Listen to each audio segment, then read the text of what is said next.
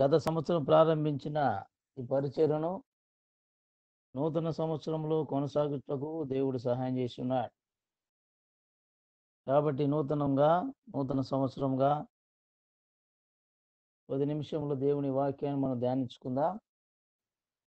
ఇంతవరకు దేవుని యొక్క జీవం గల మాటకు రాయబడిన పాటలు పాటకు దేవుడు సహాయం చేసి ఉంటున్నాడు. వాక్యం ధ్యానించడం ముందుగా పరిశుద్ధ లేఖనాన్ని తెచ్చుకొని యెషయా గ్రంథము 49వ అధ్యాయము 8వ వచనాన్ని మనందరం కూడా కలిసి చదువుకుందాం. యెషయా గ్రంథము 49వ అధ్యాయము 8వ వచనం. యెహోవా ఇలాగు సెలవిచ్చున్నాడు, అనుకూల సమయంలో నేను నీ మొరను ఆలకించి నీకు ఉత్తరం ఇచ్చితిని. రక్షణ దినమందు నిన్ను ఆదుకుంటుని. బయలు వెల్లడి అని బంధింపబడిన వారితోనూ, బయటికి రండి అని చీకటిలోనున్న వారితో చెప్పుచు, దేశమును చక్కపరిచి పాడైన స్వాస్థ్యములను పంచిపెట్టుటకై నిన్ను కాపాడి ప్రజలకు నిబంధనగా నియమించితిని.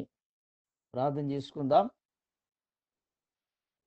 ప్రేమ నమ్మకం కలిగిన మా ప్రియ పరలోకపు తండ్రి, ప్రభు అయిన యేసుక్రీస్తు నామమున మీకు వందనాలు ప్రభా, స్తుతులు స్తోత్రాలు. అవును తండ్రి, ఉదయకాలం ఇంతవరకు కూడా మమ్మల్ని కాపాడినందుకు మీకు వందనాలు. సాయంకాల సమయం ప్రభా, ఈ కూడికలు ఇంతవరకు నాయన ప్రారంభం నుండి ఇంతవరకు తండ్రి మీ యొక్క మధురమైన పాటలు పాడి పాటల ద్వారా మిమ్మల్ని స్తుతించడానికి సహాయం చేశారు, మీకు స్తోత్రాలు. ఇప్పుడు కూడా నా ప్రభా, ప్రార్థించడం ముందుగా మా విన్నపంలో మీ పాదాల దగ్గర ముందు పెట్టుటకు ముందుగా 10 నిమిషములు నీ లేఖన భాగాలు ధ్యానించినప్పుడు ఆ మాటల ద్వారా మాతో మాట్లాడి మమ్మల్ని సరిచేయండి. మమ్మల్ని అర్హత కలిగిన వారుగా మార్చి ప్రభా, మా ద్వారా మీ నామం నిత్యం మహిమపరచబడ్డట్టుకు మీరు సహాయం చేయమని నిలబడుతున్నాను. జ్ఞాపకం చేసుకో ప్రభా. వాక్యం వింటూ నీ బిడ్డలను జ్ఞాపకం చేసుకుని వినే చెవులను గ్రహించే హృదయాన్ని అనుగ్రహించండి. అల్పు నన్ను కూడా మీ సిలువు చాటున నీడను మరుగుపరుచుకొని మీ జ్ఞానంతో నింపి ఆత్మదేవుడు మీరు మాతో ఆయన మాట్లాడమని వేడుకుంటూ ఈ సమయం మా ఆత్మీయ లాభకరంగా ఉండకు అర్థమైన మాటలు, సొంత ఆలోచన మాటలు, ఒకవేళ కల్పన కథలో నాయన ఏ విషయాలు ఇక్కడ కనబడకుండా ఆత్మదేవుడు మాతో ముచ్చటించి మమ్మల్ని బామని మా ప్రభు మా రక్షకుడైన యేసుక్రీస్తు ఉన్నత నామమున స్తుతి స్తోత్రం చెల్లించుకొంచు ప్రార్థన చేసి వేడుకుంటున్నాము తండ్రి, ఆమేన్. ప్రియమైన దేవుని బిడ్డలారా, చదివిన లేఖనాన్ని గమనించినప్పుడు యెహోవా సెలవిచ్చున్న మాట మనం చదివి ఉంటున్నాం. యెహోవా ఇలాగు సెలవిచ్చున్నాడు, అనుకూల సమయమందు నేను నీ మొర నాలకించి నీకు ఉత్తరమిచ్చితిని. రక్షణ దినముందు నిన్ను ఆదుకుంటుని. ఇక్కడ ప్రభు అయిన దేవుడు, ప్రభు అయిన యేసుక్రీస్తు గారిని గురించి చెప్తున్నాడు. అంతేకాకుండా ఇశ్రాయేలు ప్రజలు కూడా ముందుంచి చెప్తున్న మాటలుగా ఇవి ఉంటున్నవి. ఆ వచన తరచుగా మనం చదివినప్పుడు బయలు వెల్లడి అది బంధింపబడిన వారితోనూ, బయటికి రండి అని చీకటిలోనున్న వారితోనూ చెప్పుచు, దేశమును చక్కపరచి పాడైన స్వాస్థ్యములను పంచుటకై నిన్ను కాపాడి నిబంధనగా నియమించితిని. ప్రభువైన యేసుక్రీస్తుని పాడైన స్వాస్థ్యమును బాగు చేయుట కొరకై, చక్కపరచుటకై ప్రభువైన దేవుడు ప్రభువైన యేసుక్రీస్తుని ఈ లోకానికి పంపించిన వాడుగా ఉంటున్నాడు. ఆయనను మనం చూసినప్పుడు 49వ అధ్యాయం 1-2 వచనాలు కూడా, దీపములారా నా మాట వినుడి, దూరమునున్న జనములారా ఆలకించుడి. నేను గర్భమున పుట్టగానే యెహోవా నన్ను పిలిచెను. తల్లి నన్ను ఒడిలో పెట్టుకుని మొదలుకొని ఆయన నా నామమును జ్ఞాపకం చేసుకొనెను. ప్రభు అయిన యేసుక్రీస్తు తల్లి గర్భంలో ఉన్న మునిపే ఆయన గురించి ప్రవచన వాక్యముగా చెప్పినట్లు మనం చూస్తున్నాం. మత్తయి రాసిన సువార్త 1వ అధ్యాయము 21వ వచనాన్ని చూసినట్లయితే, మత్తయి రాసిన సువార్త 1వ అధ్యాయము 21వ వచనంలో, ఆమె ఒక కుమారుని కనును, తన ప్రజలను వారి పాపముల నుండి ఆయనే రక్షించును గనుక ఆయనకు యేసు అను పేరు పెట్టుదురనెను. ఇక్కడ ప్రభువైన యేసుక్రీస్తుగా మనం చూసినప్పుడు ఆయన తల్లి గర్భములో ఉన్నక మునిపే ఆయన నామను గురించి వెల్లడిపరిచిన వారుగా దేవుని ప్రవచనములుగా ఉంటున్నవి. అంతేకాకుండా ఆయనలో ఉన్న మహత్యాన్ని మనం గమనించినప్పుడు అదే 49వ అధ్యాయము 2వ వచనములో, నోరు వాడిగల ఖడ్గముగా ఆయన ఉన్నాడు, తన చేతి నీడలో నన్ను దాచి ఉన్నాడు, నన్ను మెరుగుపట్టిన అంబుగా చేసి తన అంబుల పొదిలో మూసిపట్టి ఉన్నాడు. ఇక్కడ ప్రభువైన యేసుక్రీస్తు యొక్క మాటను గురించి చెప్పబడుతుంది. ప్రభువైన యేసుక్రీస్తు యొక్క మాట అన్నప్పుడు అది దేవుని వాక్యముగా ఉంటుంది. ఆ వాక్యము ఎంత శక్తివంతమైనదని మనం చూసినప్పుడు హెబ్రీయులు రాసిన పత్రికలో మనం ఆ కార్యాన్ని చూడగలం. హెబ్రీయులు రాసిన పత్రిక అన్న ఒక్క నిమిషం అన్న జాషు చెప్పండి. మనం చూస్తున్నప్పుడు ఇక్కడ హెబ్రీ పత్రిక మన ప్రభు అయిన యేసుక్రీస్తు యొక్క మాట గురించి మనం చూస్తున్నాం. ఆయన వాక్యము జీవము కలిగినదిగా ఉన్నది. కాబట్టి ప్రభు అయిన యేసుక్రీస్తు తల్లి గర్భములు ఉన్నప్పుడు ఆయన నామను ప్రచురపరుచుంటున్నారు. తర్వాత ఆయన నోరు గమనించినప్పుడు ఆయన మాట జీవం కలిగినదిగా ఉంది. కాబట్టి ప్రభు అయిన దేవుడు ప్రభు అయిన యేసుక్రీస్తుని ఈ లోకానికి పంపించిన యొక్క ఉద్దేశం మనం చూసినప్పుడు పాడైన స్వాస్థ్యములను పాడైన దేశమును చక్కపరచుట కొరకై పంపించున్నాడు. కాబట్టి ఇవన్నీ కూడా దేవుని యొక్క అనుకూల సమయమందు జరిగినట్లు చూస్తున్నాం. ఈ కార్యాలు పాత నిబంధన కాలంలో ప్రవచనం ద్వారా ప్రవక్తల ద్వారా దేవుని రాకడ గురించి దేవుని పుట్టుక గురించి చెప్పబడినదిగా ఉంటున్నది. కాబట్టి ఆయన తన తండ్రి ఎందు నిమిత్తం భూమి మీద పంపినాడో ఆ కార్యం నెరవేర్చేవారుగా ప్రభు అయిన యేసుక్రీస్తు ఉంటున్నాడు. ఇక్కడ పాడైన స్వాస్థ్యము పాడైన దేశము అనగా మా జీవితాలు దానికి పోల్చబడినప్పుడు ఎఫెసీయులకు రాసిన పత్రిక 2వ అధ్యాయం 1-2 వచనాల ప్రకారం మనము కూడా పాపముతో అక్రమతో చనిపోయిన వారముగా ఉంటున్నాము. మనము పాడైన స్వాస్థ్యముగా ఉంటున్నాం. ఈ స్వాస్థ్యాన్ని రక్షించుట కొరకు ప్రభువైన యేసుక్రీస్తు ఈ భూమి మీదకి మనం రక్షించున్నాడు. కాబట్టి ప్రియమైన వాళ్ళరా, రక్షింపబడిన మనము యోహాను సువార్త 1వ అధ్యాయము 12వ వచనం ప్రకారము మనము ఆయన కుమారులు కుమార్తెలుగా చేయబడి ఉంటున్నాం. యోహాను రాసిన సువార్త 1వ అధ్యాయము 12వ వచనములో, తన్ను ఎందరు అంగీకరించారో వారందరికీ అనగా తన నామమందు విశ్వాసం ఉంచిన వారికి దేవుని పిల్లలగుటకు ఆయన అధికారం అనుగ్రహించను. కాబట్టి ఇప్పుడు మనము ఎవరమై ఉన్నాము? ఆయన కుమారులు కుమార్తెలుగా అగుటకై ఆయన పిల్లల అగుటకై అధికారుడు మనకు అనుగ్రహించున్నాడు. ఈనాడు మనమే ఆయన స్వాస్థ్యముగా ఉంటున్నాం. కాబట్టి ఈ స్వాస్థ్యము ఏమి చేయాలి?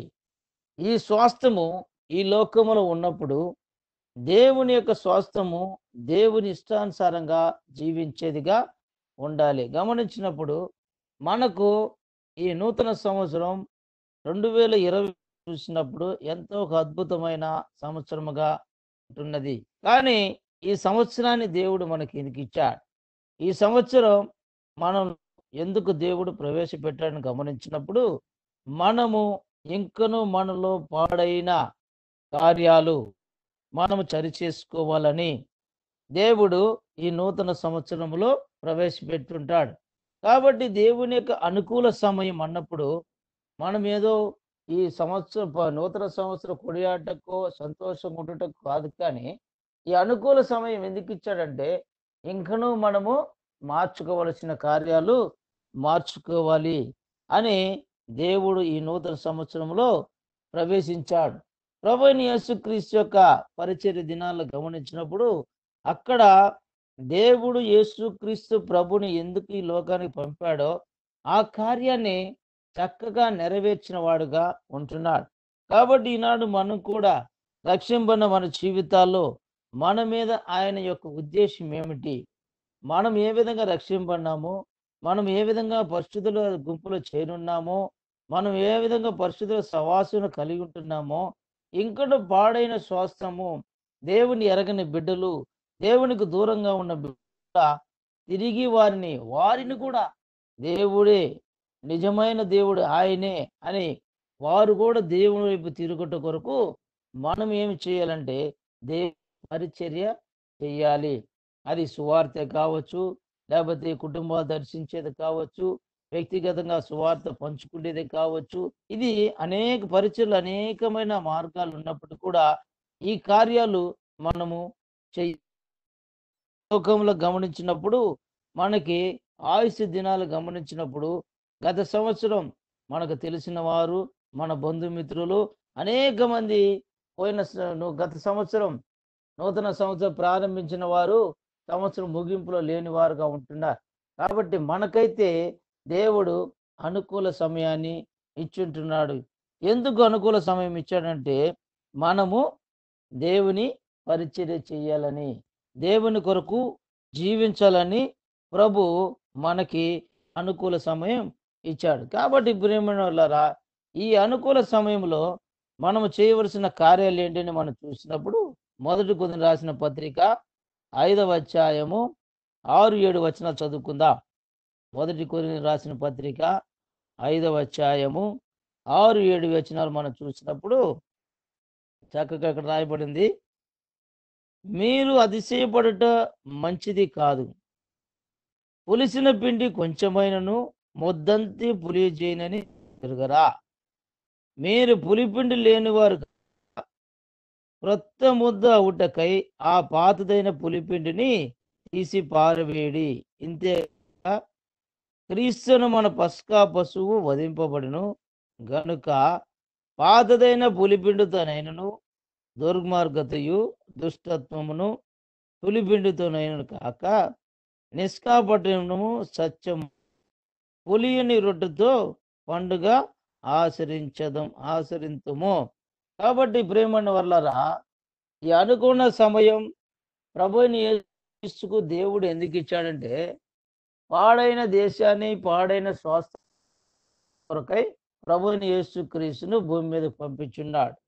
మనకి ఈ నూతన సంవత్సరం ఎందుకు ఇచ్చాడంటే మన జీవితంలో, పరిశుద్ధమైన జీవితంలో, విశ్వాస జీవితంలో, క్రైస్తవ జీవితంలో మనలో ఏం ఉండకూడదంటే పులిసిన పిండి ఉండకూడదు అని మనం చదువుతున్నాం. మీరు అతిశయపడుట మంచిది కాదు. అప్పుడు మీరు గొప్పగా చెప్పుకుంటా మంచిది కాదు అని మనం చదువుతాం. ఎందుకు ఆ విధంగా చెప్పుకోలేనప్పుడు పులిసిన పిండి కొంచెమైనను ముద్దంతియు పులియజేయని మీరు ఎరుగరా. ఇది మనకు చాలా చక్కగా తెలుసు. ఎందుకంటే మనం శరీర ప్రకారంగా చూసుకున్నప్పుడు అనేకమైన సాదృశ్యాలు దీన్ని మాట్లాడుకోవచ్చు. కానీ ఆత్మీయంగా ప్రభు అంటున్నాడు, మీరు పరిశుద్ధ నా యొక్క పిల్లలు, నా మహిమ నిమిత్తం మిమ్మల్ని ఎన్నుకున్నాను. కాబట్టి మీ జీవితంలో ఉండకూడదంటే పులిసిన పిండి ఉండకూడదు. పులిసిన పిండి అని మనం గమనించినప్పుడు పాపము ఏమాత్రం మనలో ఉండదని ప్రభు హెచ్చరిస్తున్నాడు. అది చిన్నదైనను పెద్దదైనను పాపమని పరిశుద్ధ లేఖనాల్లో చూస్తున్నాం. కొంతమంది చెప్తారు అవసరాన్ని బట్టి అబద్ధం ఆడొచ్చు అని కొంతమంది చెప్తారు. కొంతమంది వాక్యం తలకిందులకు బోధించే ఉంటున్నారు. కాబట్టి మనకి దేవుడిచ్చిన కార్యం ఏంటంటే గ్రంథములో ఏమి రాయబడినదో దాన్ని మనం ఒప్పుకోవాలి.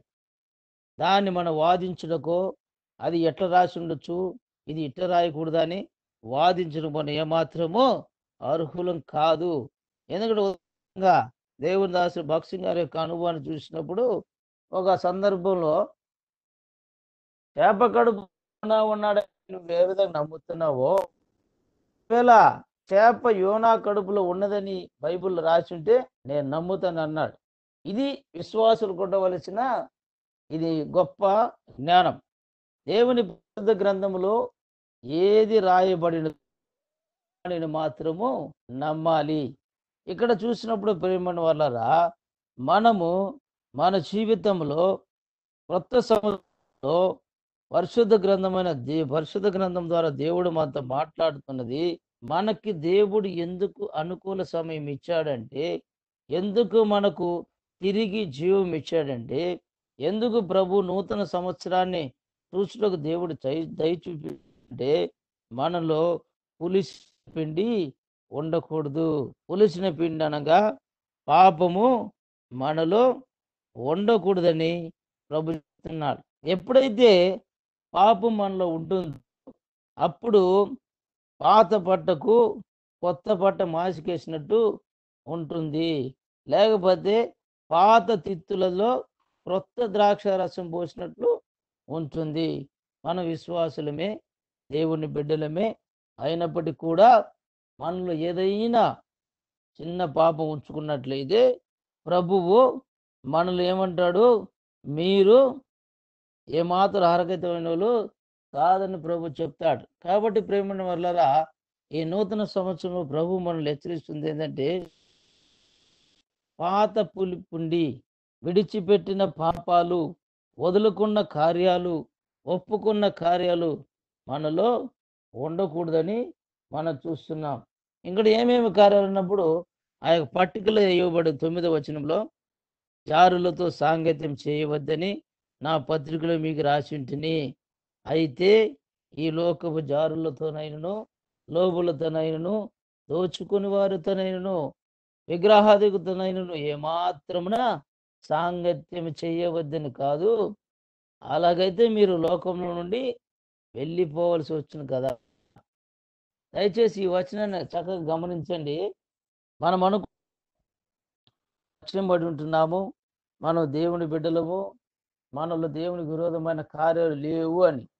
కానీ ఈ లేఖనాన్ని మీరు చక్కగా గమనించినట్లయితే ఇక్కడ 11వ వచనంలో, ఎప్పుడైతే సహోదరు అనబడిన వాడెవడైనను జారుడు కానీ, లోబి కానీ, విగ్రహాలు కానీ, తిండిబోతు కానీ, తాగుబోతు కానీ, దోచుకున్నవాడు కానీ అయ్యున్న యెడల అట్టివాడితో సాంగత్యం చేయకూడదు. ఏముంటుంది ఇక్కడ? అంటే పరిశుద్ధ గ్రంథంలో విశ్వాసికి అవిశ్వాసికి పాలెక్కడని చదువుతున్నాం. కానీ ఇక్కడ అవిశ్వాసి గురించి ఇప్పుడు చెప్పట్లే. ఎవరిని గురించి చెప్తున్నాడు? ఇప్పుడైతే సహోదరుని అనబడినవాడు, మన సహోదరుని అనబడినవాడు, మన సహపాఠి విశ్వాసి ఎవరైనను ఇటువంటి పాపాల్లో వారుగాన బానిసగా ఉన్నట్లయితే వారితో ఏం చేయకూడదు? సావాసం చేయకూడదు, వారితో కూడా భుజింపకూడదని చెప్తున్నా. అంతేకాకుండా వెలుపల వారికి తీర్పు తీర్చుట నాకేలా, వెలుపల వారికి దేవుడే తీర్పు తీర్చును కానీ మీరు లోపల వారికి తీర్పు తీర్చేవారు గనుక ఆ దుర్మార్గుని మీలో నుండి వెలివేయడు. కాబట్టి ప్రియమైన వాళ్ళారా, ఈ కార్యాన్ని మనం చూసినప్పుడు ఈ నూతన సంవత్సరం ఇంకనూ దేవునికి విరోధం మన కార్యాలు మనలో ఏముండవని మనం పరీక్షించుకోవాలి. ఎందుకంటే మనకు శత్రులు ఎవరో కాదు, మన శత్రువులు ఎవరు? మనకు మనమే శత్రులము. మన బుద్ధిహీనత, మన అమాయకతనము, మన గొప్పతనము, మన మేటిమిగా చెప్పుకుంటా, మనం పొగుడుకుంటా, ఇతరుల కంటే నేను గొప్ప అని అనుకుంటా, ఈ కార్యాలే మనకు మనమే శత్రులుగా ఉంటున్నాం. కాబట్టి మనం చూసినప్పుడు ఇటువంటి కార్యాలు పాతదైన ఏ చిన్న పులిపిండైన మనలో ఉండకూడదని ప్రభు హెచ్చరిస్తున్నాడు. కాదే మనం ఏ విధంగా ఉండాలి?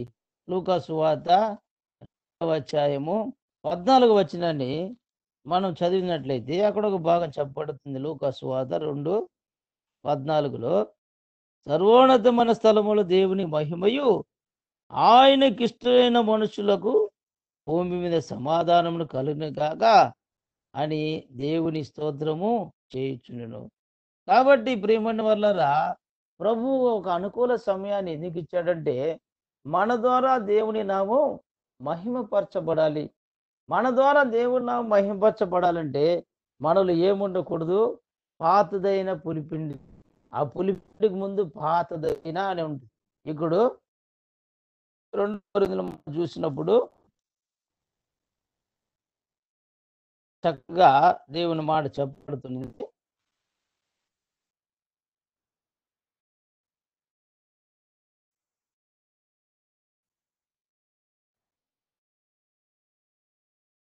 ఇక్కడ మనం చూసినప్పుడు ప్రభు ఏమంటున్నాడు? దేవుని యొక్క మన్నించండి, 2 సర్వోన్నతమైన స్థలములో దేవుని మహిమయు ఆయనకిష్టమైన మనుషులు భూమి మీద సమాధానం. కాబట్టి మనం భూమి మీద ఉంటున్నాం కాబట్టి మనకు సమాధానం కావాలంటే మనము అనుకూల సమయాన్ని సద్వినియోగం చేసుకోవాలంటే మన జీవితంలో ఏముండాలి? పాతదైన పులిపిండి ఉండకూడదు అని ప్రభు హెచ్చరిస్తున్నాడు. కాబట్టి మన జీవితంలో మనము ఒక గొప్ప తీర్మానం తీసుకోవాలి. ఈ నూతన సంవత్సరం ప్రభువా, గడిచిన సంవత్సరం అంతా వేదనలతో, కష్టాలతో, బాధలతో, నాయన వ్యాధులతో, నాయన భయముతో జీవించుంటున్నాం. ఆయనను మమ్మల్ని కృప చూపించి కనికరించి నూతన సంవత్సరంలో ప్రవేశింపజేశారు. అయితే ఈ నూతన సంవత్సరంలో మాకు సమాధానం ఉండాలి అంటే మీరు మాతో హెచ్చరిస్తున్న మాటలు మాలో ఏముండకూడదు? పాపం ఉండకూడదని అంటున్నారు. అంతేకాకుండా ప్రేమైన వాళ్ళరా, మనలో దేవుని నిత్యం ఉండాలంటే మనం ఏమి చేయాలి? మత్తయి సువార్త 6వ అధ్యాయము 33వ వచనాన్ని మనం చదివినట్లయితే, మత్తయి సువార్త 6వ అధ్యాయము 33వ వచనం చదివినట్లయితే రాయబడింది, కాబట్టి మీరు ఆయన రాజ్యమును నీతిని మొదట వెదుకుడి, అప్పుడు అవన్నీ మీకు అనుగ్రహింపబడును. ఈ మాటకు తిరిగేలేదు. ఇక అనేక మంది అనేక ప్రయాసాలు పడతాం. ఎందుకు? అవసరమే. ఉద్యోగం వెళ్ళాలి, కుటుంబాన్ని పోషించుకోవాలి, అవసరమే. ఆయనను దేవుడు చెప్తున్న మాట, ఆ మాటలో ఉన్న రహస్యాన్ని మనం గమనించినప్పుడు కాబట్టి అంటే కాబట్టి దానికి ముందు మనం చూసినప్పుడు 31 కాబట్టి ఏమి తిందుమా, ఏమి త్రాగుదుము, ఏమి ధరించుకుందుము అని చింతింపకుడి, అన్యజనులు వీటన్నిటి గూర్చి విషయమై విచారింతురు అని. కాబట్టి మనం ఏమి తిందుమా, ఏమి చేద్దామా అని నువ్వెందుకు విచారించుకుంటావు? నువ్వెందుకు దాని గురించి చింతిస్తావు? కానీ నీవు చేయవలసిన పని ఏంటి?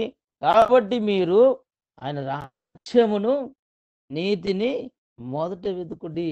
రాజ్యము, పరలోక సంబంధమైన కార్యాలు మనం చెయ్యాలి. పరలోక సంబంధానికి తగ్గి అర్హత కలిగిన వారికి మనం ఉండాలంటే పరిశుద్ధమైన జీవితాన్ని భూమి మీద జీవించాలి. అంతేకాకుండా ఆయన నీతిని వెతకాలి, నీతి కార్యాలు చేయాలి. ఎందుకంటే ఇక్కడ భూమి మీద చూసినప్పుడు నీతిమంతులు లేడు, ఒక్కడు లేడు, దేవుడు అనుగ్రహించు మహిమను పొందలేని వారు ఉన్నారని చూస్తున్నా. కాబట్టి ఏమన్న వల్లారా, మనము నీతిమంతులుగా తీర్చబడి ఉంటున్నాం. ఎట్లా తీర్చబడి ఉన్నాం? ఆయన యొక్క త్యాగం ద్వారా మనం నీతిమంతులుగా తీర్చబడుతున్నాం. కాబట్టి ఆ నీతిని మనము కొనసాగాలి. ఆ నీతిని మనము వెదికేవారుగా ఉన్నప్పుడు ప్రతి విషయంలో మనము నీతిని జరిగించేవారుగా ఉండాలి. ఎప్పుడైతే ఆయనకు రాజ్యాన్ని తగిన కార్యాలు, ఆయన నీతిని వెదికేవారుగా మనం ఉంటామో అప్పుడు అవన్నీ మనకు అనుగ్రహింపబడును. ఏవన్నీ ఆయన ఇస్తాడు? శరీర ప్రకారం కావలసిన కార్యాలు, ఆత్మీయంగా కావలసిన కార్యాలు, ప్రతి కార్యాలు మనకు దేవుడు ఇచ్చేవారుగా ఉంటున్నారు. కాబట్టి ఆయన సమాధానం మనలో ఉండాలి. మన అవసరతలు ఆయన తీర్చాలంటే మనం మొదటిగా చేయవలసిన కార్యం ఈ అనుకూల సమయంలో ఆయన రాజ్యాన్ని నీతిని వెదికే వారంగా ఉండాలి. ఇంకా మనం చూసినప్పుడు ఈ విధంగా ఆయన నీతిని రాజ్యాన్ని వెదికేవారు ఏవే కార్యాలు చేయకూడదని చూసినప్పుడు మొదటి కొరింథీయులకు రాసిన పత్రిక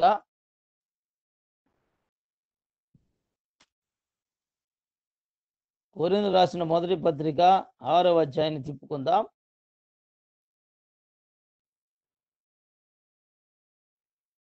18వ వచనం చూస్తున్నాం. మొదటి కొరింథీయులకు రాసిన 10వ అధ్యాయం 18వ వచనం. ఆయన నీతిని పొందుకోవాలి, ఆయన సమాధానం కలిగి ఉండాలంటే మొదట ఆయన నీతిని వెదికే వారంగా ఉండాలి.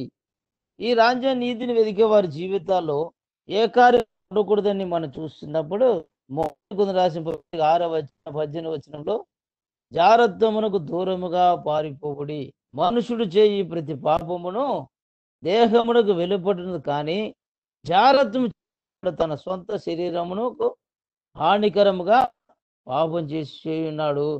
మీ దేహము దేవుని వలన మీకు అనుగ్రహింపబడి మీలోనున్న పరిశుద్ధాత్మకు ఆలయం ఉన్నరని మీరెరుగరా? కాబట్టి ప్రేమనులారా, ఈ దేవుని మహిమపరచాలి.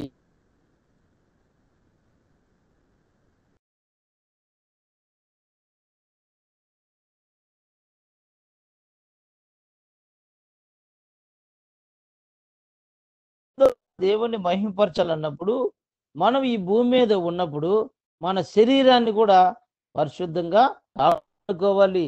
ఆ విధంగా మనం ఉన్నప్పుడు మన యొక్క దేహం ద్వారా దేవుని మహిమపరిచేదిగా ఉంటది. అందుకే దేవుడు ఈ నూతన సంవత్సరంలో మనం ప్రవేశపెట్టుంటున్నాడు. కాబట్టి ఇటువంటి మహిమ గల జీవితం, దేవుని సంతోషించే జీవితం మనం జీవించాలంటే మనము కొన్ని తీర్మానాలు తీసుకోవాలి. ఏం తీర్మానం మనం గమనించినప్పుడు రోమపత్రిక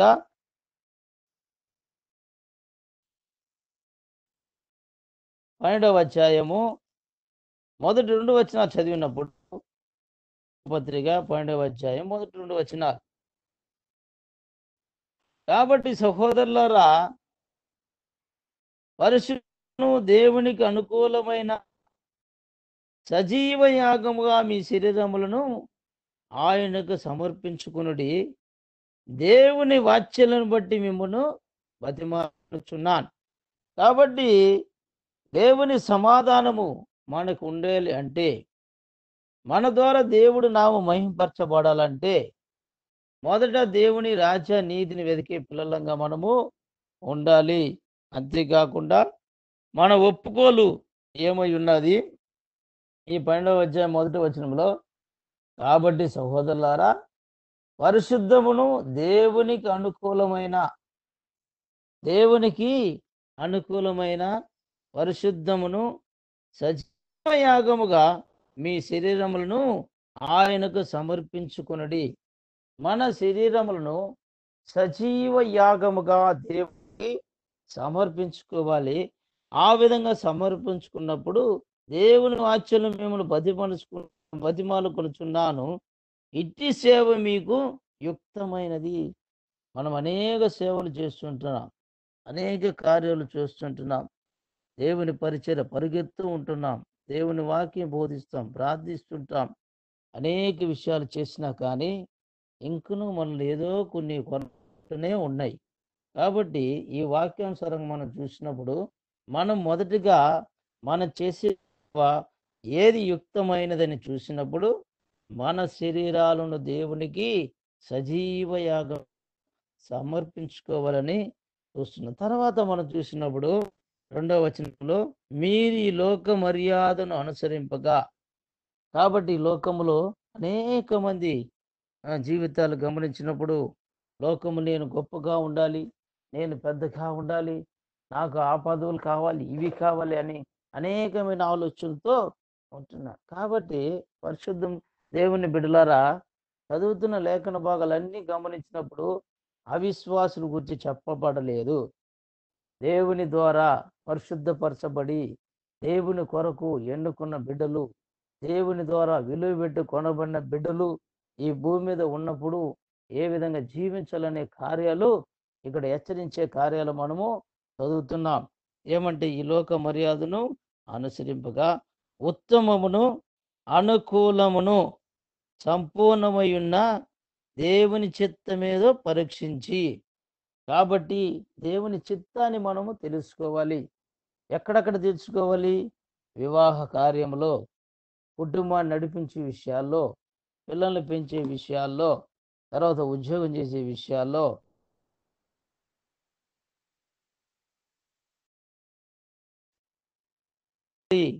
దేవుని చిత్తాన్ని మనం తెలుసుకోవాలంటే, దేవుని చిత్తాన్ని మనం అనుసరించాలంటే, దేవుని చిత్తం ప్రకారం నడుచుకోవాలంటే మనం చేయవలసిన కార్యం ఏంటి? మన శరీరములను ఆయనకు సమర్పించుకోవాలి. అందుని మనం చూసినప్పుడు మన అనుదిన జీవితంలో, మన కుటుంబ యాత్రలో, మన ప్రతి విషయంలో కూడా మన స్వబుద్ధిని ఆధారం చేసుకునే కూడదు. ప్రతి దానిలో కూడా దేవుని చిత్తాన్ని ఎరిగి మనం నడుచుకున్నప్పుడు దాని ద్వారా మనకు గొప్ప ఫలితం ఏదని చూసినప్పుడు సంపూర్ణమైన దేవుని చేత పరీక్షను తెలుసుకుంటూ మీ మనసు మారి నూతన వలన రూపాంతరం పొందుడి. రూపాంతరం అన్నప్పుడు దేవుని వలె, దేవుని బిడ్డల వలె మనము మారిపోతాం. కాబట్టి ఇక్కడ అంటున్నాడు, క్రీస్తునందు ఒకడు ఉన్నవాడు నూతన సృష్టి, పాతవి గతించును. ఆ వాక్యం చదువుటకు చక్కగా ఉంది, కానీ అది మన జీవితంలో పాటించుట చాలా కష్టం. అంటే ఎప్పుడైతే నూతన సృష్టిగా మనం మారుతున్నా బాబు, అప్పుడు పాతవన్నీ గతించిపోయిగా ఉంటున్నాయి. కాబట్టి అన్నీ కొత్తవైనవని మనం చదువుతున్నాం. కాబట్టి ప్రేమని వాళ్ళరా, ఈ నూతన సంవత్సరం మనకి ఇచ్చింది ఎందుకంటే లోకముతో రాజీ పడకూడదు. లోక కార్యాలు, జారత్వం, అనేకమైన కార్యాలు గలతు రాసిన పత్రిక 5వ అధ్యాయంలో 19 చూస్తున్నాం. శరీర కార్యాలు తేటగా అక్కడ రాయబడి ఉన్నవి. కాబట్టి ఏ కార్యాలు కూడా మన జీవితంలో కనపడకూడదు, ఉండకూడదు. అందుకే దేవుడు మరొక నూతన సంవత్సరం మనకి ఇచ్చింటున్నాడు. కాబట్టి ప్రభువైన యేసుక్రీస్తుని ఎందుకు ఈ లోకంలో పంపాడో, పాడైన స్వాస్థ్యాన్ని చక్కపరచుట కొరకై ఆయన పంపింటున్నాడు. అలాగనే నిన్నును నన్నును దేవుడు ఎందుకు ఎన్నుకున్నాడు? ఇంకను అనేక మంది దేవుని బిడ్డలు, అనేక మంది దేవుని ఎరగక, అనేక మంది పాపంతో జీవిస్తున్న వారిని దేవుని వైపు తిప్పుట కొరకై నిన్ను నన్ను దేవుడు ఎన్నుకున్నాడు. కాబట్టి ఎందుకు ఎన్నుకున్నాడు?